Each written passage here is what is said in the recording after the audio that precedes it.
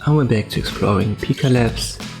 The next parameter that I wanted to explore is the guidance scale, and I have to be honest, it leaves a little bit of room for interpretation. Here I just left it out, and I've used whale jumping out of the sea giant waves.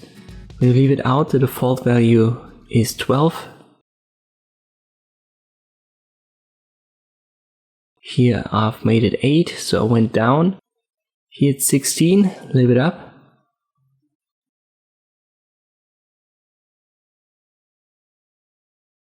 And here is the maximum, 24.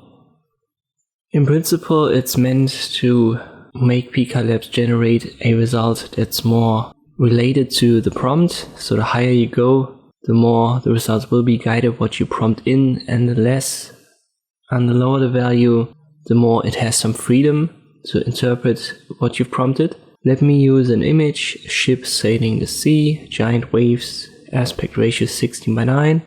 GS8. I've added the image and now I remix it with 12, as I've said that's the default.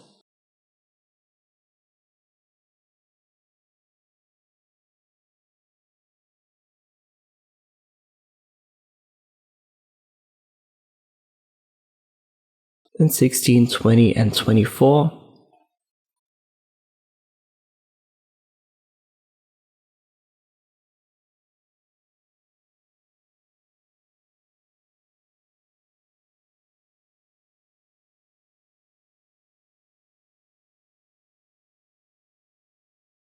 And in principle here it is explained in the FAQ.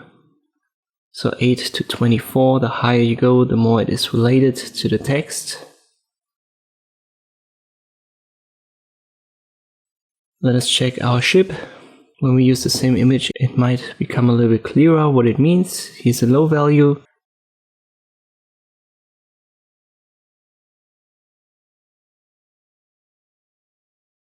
Goes higher, and maybe the waves are a little bit more intense because I've used giant waves.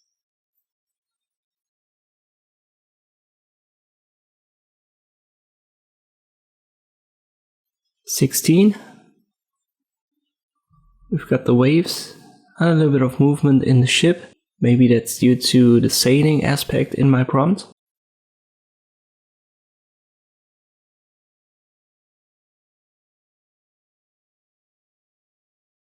Let us go higher to 20. Way bigger waves and lots of more movement in the ship. And 24, a little bit less movement, but we've got way bigger waves here on the right hand side.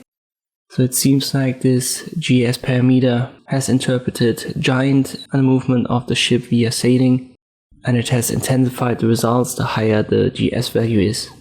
As I said, there's lots of room for interpretation here. So best way is to experiment with it, check it out, but it's meant to make the video generations more closer to your prompts or give Pika Labs more freedom.